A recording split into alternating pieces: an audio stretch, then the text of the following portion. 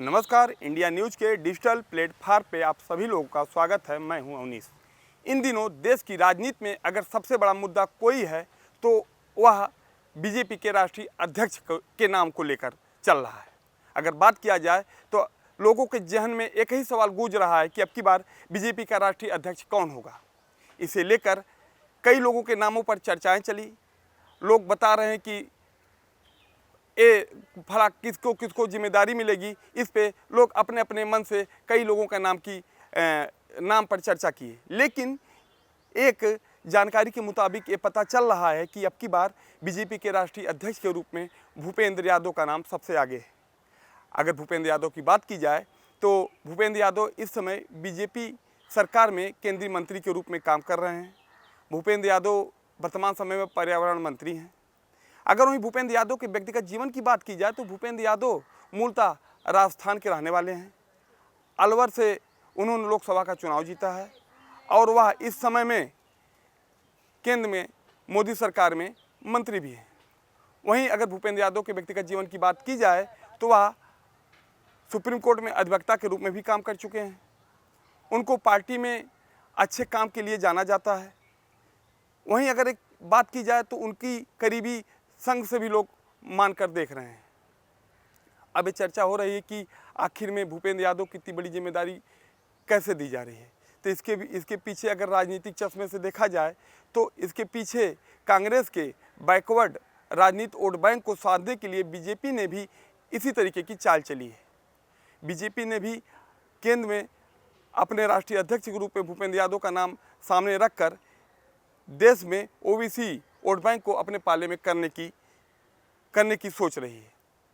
वहीं अगर बात की जाए तो राष्ट्रीय अध्यक्ष के तौर पर इसके पहले जेपी नड्डा को बीजेपी का राष्ट्रीय अध्यक्ष बनाया गया था। उनके राष्ट्रीय अध्यक्ष रहते हुए बीजेपी ने अच्छे परफॉर्मेंस किए। अब अगर बात की जाए तो नए राष्ट्रीय अध्यक्ष को लेकर तो सबसे बड़ा सवाल ये उठता है कि आखिर में राष्ट्रीय अध्यक्ष को लेकर भारतीय जनता पार्टी इतने जद्दोजहद में क्यों है। आखिर में इतना समय क्यों ले रही है कि किसको राष्ट्रीय अध्यक्ष बनाया जाए। तो अभी कुछ दिन पहले नरेंद्र मोदी का नागपुर का दौरा हुआ था। इस दौरान उन्होंने वह संघ कार्यालय में गए थे। वहाँ पर उनकी मोहन भागवत के साथ साथ आरएसएस के प्रमुख पदाधिकारियों के साथ बैठक की थी। ऐसा माना जा रहा था वहाँ पर राष्ट्रीय अध्यक्ष के रूप में जिन लोगों के नाम पर चर्चा हुई शायद ये भी एक बड़ा मुद्दा था। वहीं अगर बात करें राष्ट्रीय अध्यक्ष को लेकर तो बीजेपी में इन दिनों जो भी राजनीति हो रही है 2014 के बाद से लेकर अब तक की, तो सारी बीजेपी के सारी राजनीति में संघ की कहीं न कहीं प्रत्यक्ष या अप्रत्यक्ष रूप में भूमिका रही है। 2014 के लोकसभा चुनाव के पहले नरेंद्र मोदी के प्रधानमंत्री बनने की बात की जाए या यूपी में योगी को मुख्यमंत्री के रूप में लाने की बात की जाए। अब अगर बात करें बीजेपी में तो देखा जाए तो 2014 के बाद से आरएसएस का कद बढ़ा है। जो भी निर्णय होते हैं वो आरएसएस और बीजेपी के आपसी तालमेल के बाद लिए जाते हैं। जिस तरीके से भूपेंद्र यादव का नाम सामने आया, इसके बाद एक और बीजेपी में नाम सामने आया कि इनके नाम पे भी मुहर लग सकती है और वो नाम था धर्मेंद्र प्रधान का। धर्मेंद्र प्रधान उड़ीसा से आते हैं। वो भी इस समय केंद्र सरकार में यूनियन मिनिस्टर के रूप में काम कर रहे हैं। उनको शिक्षा मंत्रालय जैसी बड़ी जिम्मेदारी दी गई है। लेकिन भूपेंद्र यादव और धर्मेंद्र प्रधान का जब दोनों लोगों का नाम आता है तो ऐसा माना जाता है कि भूपेंद्र यादव के नाम पे सबसे ज़्यादा सहमति बन पाई है।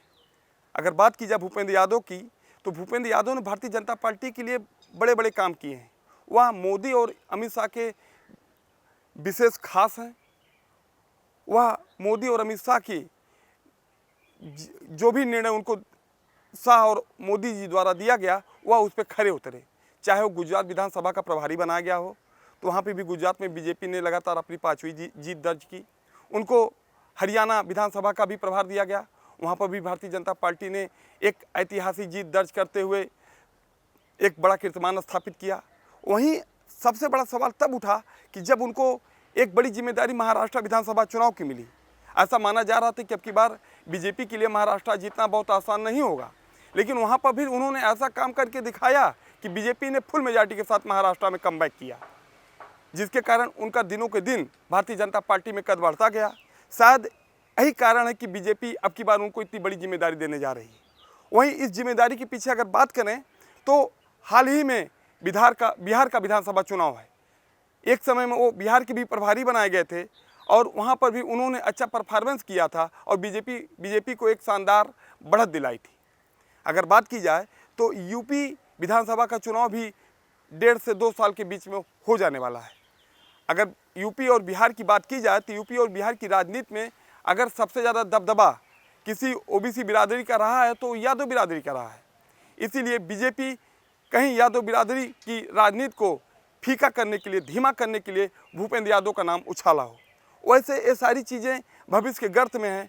अभी कोई ऐसा फैसला नहीं सामने आया है कि जिसमें ये आधिकारिक रूप से कहा जा सके कि बीजेपी का राष्ट्रीय अध्यक्ष कौन होगा। इसके लिए माना जा रहा था कि अप्रैल के अंतिम सप्ताह तक बीजेपी के राष्ट्रीय अध्यक्ष के तौर पे किसी का नाम जरूर सामने आ जाएगा, लेकिन इसको और भी डिले किया गया और अब ये फैसला 10 मई तक बढ़ा दिया गया है। अब 10 मई तक ये सुनिश्चित हो पाएगा कि बीजेपी का राष्ट्रीय अध्यक्ष कौन हो पाएगा। अभी के लिए बस इतना ही। राजनीति से जुड़ी ऐसी और खबरों के लिए आप बने रहिए इंडिया न्यूज़ के साथ। नमस्कार।